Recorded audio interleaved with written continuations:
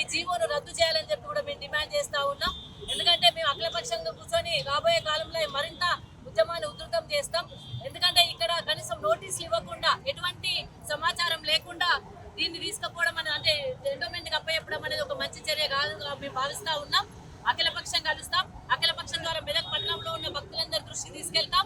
మెదక్ పట్టణంలో ఉన్న భక్తులందరి సహాయ సహకారాలతోని ఈ ఉద్యమాన్ని మరింత ముందుకు తీసుకెళ్తాం. ఈ జీవో రద్దు